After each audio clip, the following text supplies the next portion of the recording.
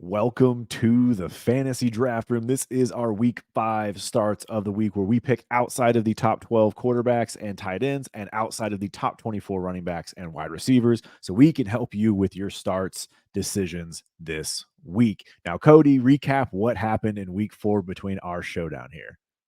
Basically, what happened is if anybody wants to have a start of the week, you need to listen to Chase because I suck at him. Apparently, I got my dick kicked in again this week. I am now 0-3.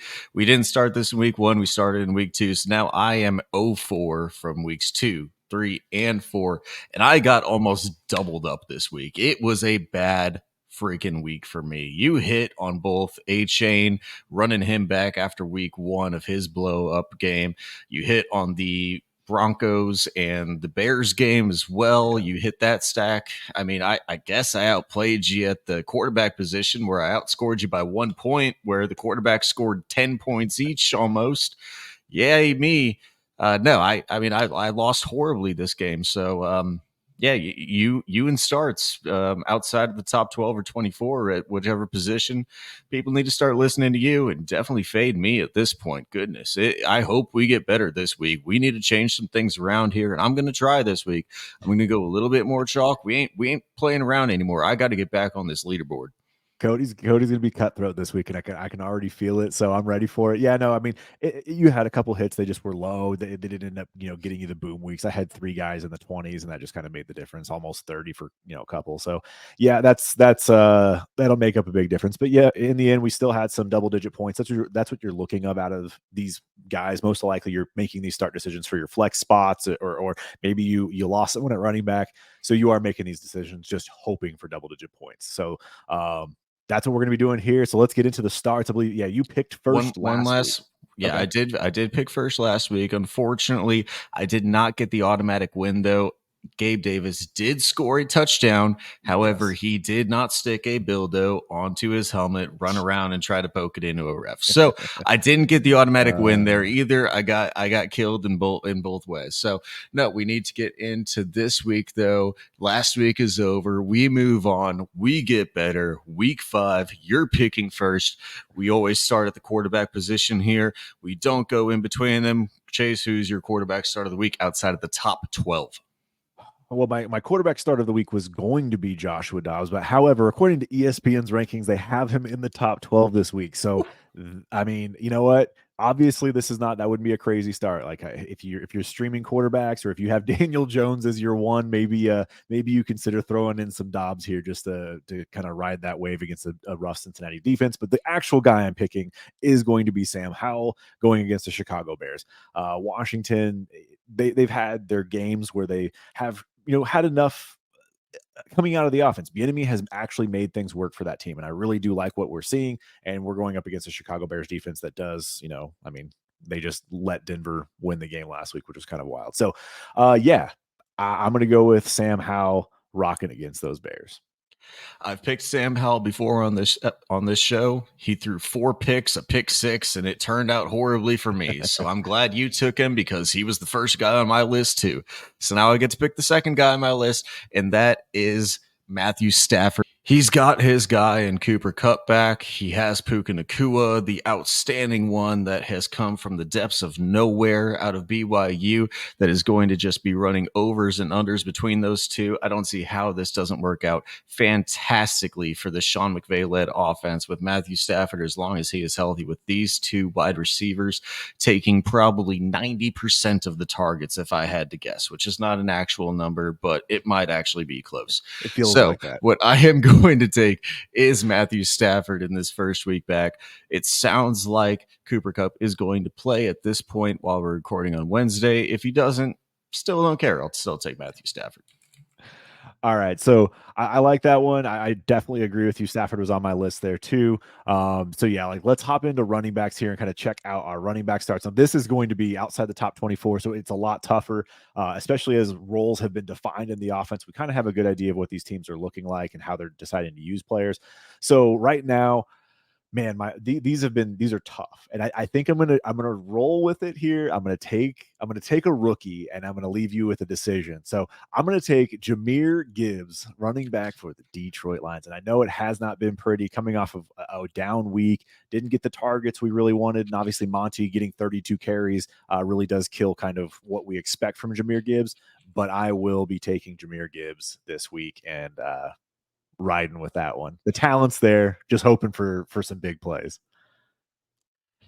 I have control of the board on my side, and I really want to use it to actually not let you get Jahmyr Gibbs as that first pick because it was definitely going to be my first pick. Like that one hurts. That one hurts me a Yeah. lot. I do think that he's in a smash spot for his potential breakout. Now, does it just turn into a David Montgomery game? It easily could. But man, it feels like this could really be the spot that Jahmyr Gibbs breaks out, and he's outside that top 24 probably for the first time in a while in the rankings. And man, as soon as I saw that name, I was like, oh no, he definitely has to be on this list. Can't even get him in this. Can't even get him in the second spot. Oh, this is awful. It's not the best week for me to be on the secondary picks of I'll agree with starts you of on the that. week. But yeah, I mean the running back position is brutal. I'm going to go back to the well, a guy that I've already picked a couple times, I believe, on this show for starts of the week. And I'm going to go to a secondary running back on his own team, but I don't think it matters all that much with how much they run the ball. I'm going to go to Tyler Algier, who is playing against the team who gives up the 27th most rushing points in fantasy to the rushing position. So I'm going to go to Tyler Algier to be my first start of the week at the running back position. I don't like it. None of these guys feel good to me. You took the one that I wanted. I'll go with Tyler Algier. Hopefully he falls in the end zone and gets more rushing attempts than Bijan this week. Yeah, I don't mind it, don't love it, don't hate it. Again, it's tough when you have someone like Bijan on your own team. You did leave me with I guess a guy that I think I guess is the number one in Baltimore. I'm going to go with Gus Edwards against Pittsburgh Steelers. Pittsburgh Steelers have the 27th ranked rush defense this year, 28th ranked rush defense. Like they're bottom 5 in the league. It's bad. So they are allowing they're allowing guys to run on them. So I'm just going to take the shot and hope that it's Gus Edwards week in a rivalry game. And hopefully he can fall into the end zone. But we've seen Melvin Gordon get some work. Justice Hill. Like it's interesting that the distribution is what it is. Holy cow. So yeah, man, like that's who I'm going to roll with here. I think I've already taken Gus Edwards twice on this show. And if I can zoom this out just a little bit, I can't unfortunately show you the player card, but he just, unless he falls in the end zone, it's 11 or 12 rushes, 14 rushes for like 50 yards. And you're just relying on a touchdown here from Gus Edwards, regardless of what he is, even if he's the one for this offense. Yep. It kind of feels like that. I've taken him multiple times on this show. It hasn't worked out for me. So I figured I'd let you have him. Maybe obviously with what you're doing to me in this series, like you're going to kill him. Like he's going to have 3 touchdowns, probably 200 yards on 25 attempts. It's probably going to be a slaughter fest for me, but I'm going to let you take the fall on Gus Edwards, hopefully. And I'm going to go to my last guy because we literally probably had all 4 of the same guys on our list that we Probably like it's created not before this pretty. show, and it's awful. Like I have to go to now my 4th guy, and it's freaking Samaje Perine, and I feel disgusting doing this, man. However, there's a little bit of injury concern with Javonte. Maybe he doesn't take a full workload. I know Jaleel McLaughlin was the one who was actually getting the work whenever we were seeing the game last week. I don't think that continues, though. I do think it would be Perine if he were to play the entirety of the game as maybe a 1, hopefully, if Javonte does miss a little bit of time. So that's where I'm leaning is with Perine.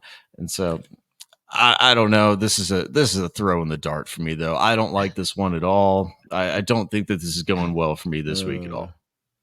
Yeah, no, that's a risky one. That's a risky one there. But again, picking first does have its advantages, especially in a week where it is thin outside that top 24. I don't mind the pick. The other one I was looking at was Zach Moss, just because there is the potential of like, kind of an ease in game, and there's no guarantee JT's actually playing or what that role is going to look like. So I was thinking Zach Moss might have been your pick here, because I know you've been a big Zach Moss guy this year as far as like a streaming tie or streaming running back option. So um, This early in the week, it's just hard to do right now because I yeah, have I get no it. idea I what it's get going it. to look like. I mean, JT could not play for the rest of the year, or he could start and take 20 carries next week. I This have is no idea. true.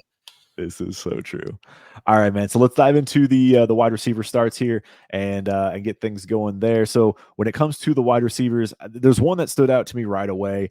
He's sitting there at 26 on the board. He's the number 2 on his own team, but it's going to be Jacoby Myers going up against the Green Bay Packers. Last week was a bit Right. of a down week for Jacoby. He had only 4 targets, and so didn't do a whole lot. 33 yards with that on 2 catches. But the first 2 weeks of the season against Denver and Pittsburgh, he did have 10 and 12 targets in each of those games.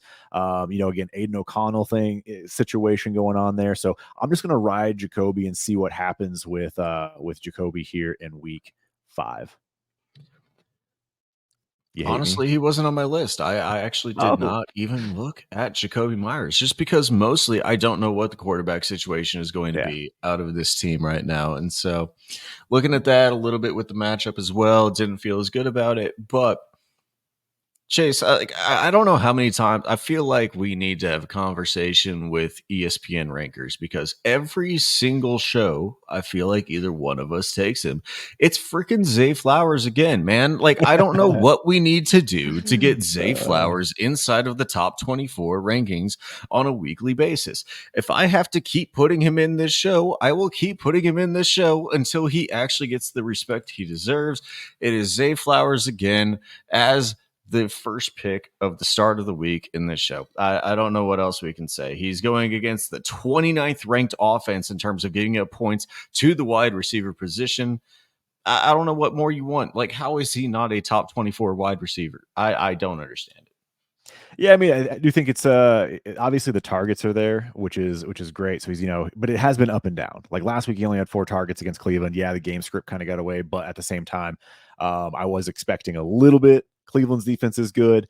He's had 10 targets in week 0. I believe it was the Houston game and then the Indianapolis game. He had 10 targets each of those. So I guess he is due for a 10 target performance, is what it seems like every other game. So I don't mind that pick at all. He was on my list, but I'm going to go with another guy. And I'm actually going to, sticking with what's worked for me, just targeting certain games, man. And when you see these kind of matchups, you just kind of go with them. And I'm actually going to go with Romeo Dobbs against these Las Vegas Raiders. So I'm going to pick on them and see. Dobbs has actually been pretty good. Like I'm a little bit surprised. Like I am. I'm a little bit surprised at kind of what's been going on there. He's had 13 targets and 12 targets in the last 2 weeks. Like he's at least getting the target share. And I know Christian Watson's getting back into the rhythm here, but this Raiders defense is nothing special. So I kind of would expect another close to 10 target performance out of Dobbs, and whatever he does with those will be TBD. But hey, we see him bring in touchdowns. He's actually a good red zone target for Jordan Love, so I do like that option there. It's interesting because I have Christian Watson on my short list for guys that could potentially be on my starts of the week. Because if Christian Watson's healthy, like fully So healthy, I good. believe he is a much better wide receiver than Romeo Doubs could ever have the ceiling of ever Yep. being. However, it's just like, what is he ever healthy? I mean, he probably wakes up, rolls out of bed like I do, or rolls off the couch if you know you're having that type of a night, and then you like strain your calf, and it's just injured for the rest of like probably the next 4 months. That feels like what Christian Watson is almost at this point because of how much he's injured. I struggle with that too. I Yep. wake up and I deal with that as well. So it's a little bit of it's a little bit of a mystery, but I would actually take Christian Watson. I just take that upside if I wanted to. But since you're taking Romeo Dubs, I'm going to go somewhere else. And I'm between two guys. I'm between Jordan Addison and Dotson. I'm between Jordan Addison and Jahan Dotson. Okay. Obviously, I could hedge a little bit on your bet of Sam Howell, and I could take Jahan Dotson because if they both score well, it probably cancels Yeah. each other out a little bit. But I'm not going to do that. I'm not going to cheap. I'm not going to take the cheap way out. I'm just going to take Jordan Addison in a game that has a 52.5 over under right now. I'm just going to take the guy, even though he got goosed almost. I think he actually did get fully goosed last week. I'm going to take Jordan Addison though. This Minnesota Vikings offense is going to throw much more than they did last week. It's going to be much better. Jordan Addison is the locked in wide receiver number 2 for this team already. It's going to be 2 rookie wide receivers for me, Zay Flowers and Jordan Addison. Don't mind it. Don't mind it at all. I do. I looked at him as well. Addison has had a down week, and I think that's all it is when you really look at it. The Dotson pick would have been a good one, not only just a hedge, but in all honesty, he had 9 targets last week. He had a touchdown. If he can just get out there and score tutters like he used to, and again, matchup is prime, right? Again, Commanders against the Bears. That's why I chose. That's why I chose Sam Howell. And again, starting Jahan Dotson, that might be another, again, a little honorary mention. Honorable mention for him there. But let's dive into tight end here and wrap things out. I am going to go when you look at the tight end list, it almost feels like any of these guys could be like a top 5 tight end. Like it's just like some of these guys. I could see Kyle Pitts finally having a game. Musgrave if healthy, Kincaid, like Jonnu Smith again being the number 1 option on that team. But the guy I'm actually going to go with is a team that you picked their quarterback, and it's not necessarily to hedge against that. This was the guy that I wanted to pick, before I knew what you were doing. But I'm taking Tyler Higbee.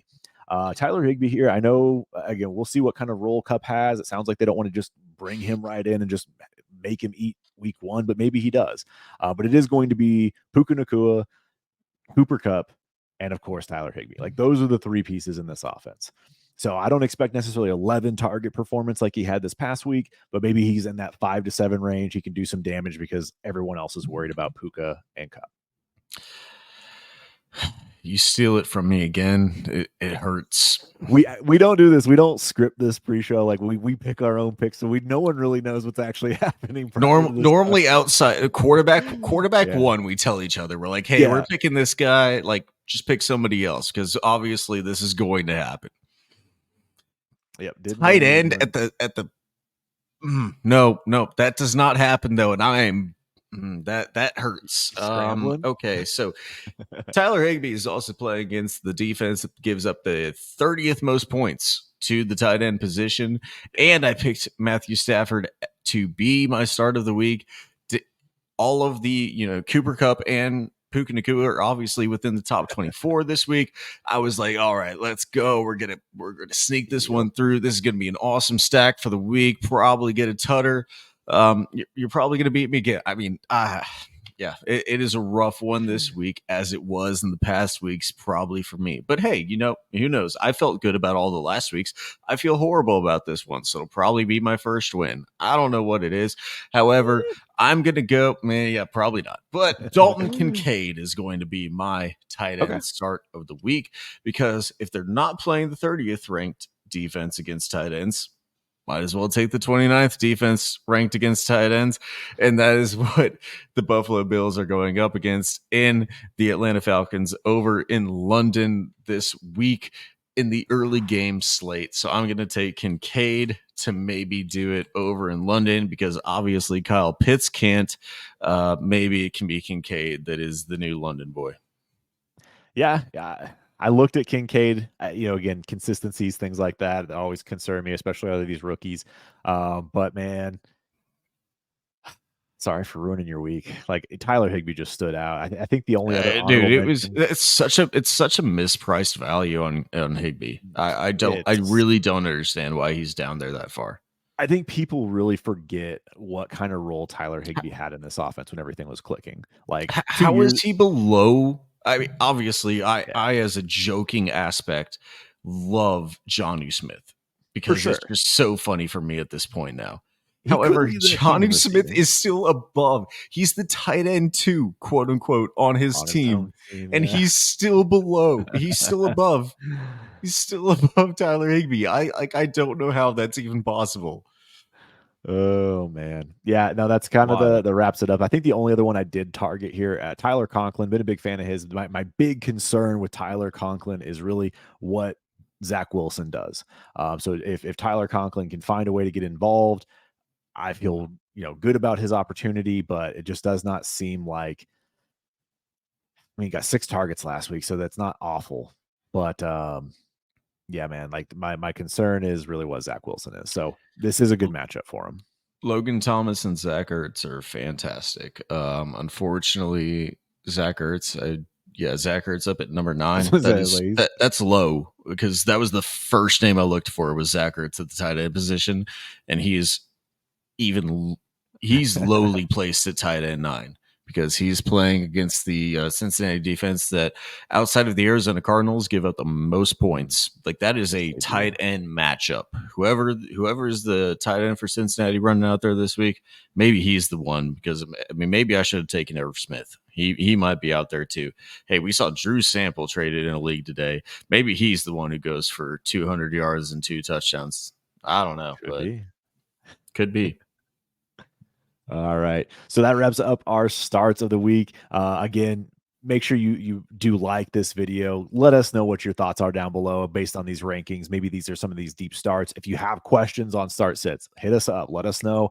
We'll make sure we get to your questions before Sunday and answer those as well. Subscribe to the channel. Please do that. Make sure you follow Cody on X, Cody Smith TFDR, and then Trophy Chase TFDR for me. Follow us both. And thank you so much for joining us here in the Fantasy Draft Room.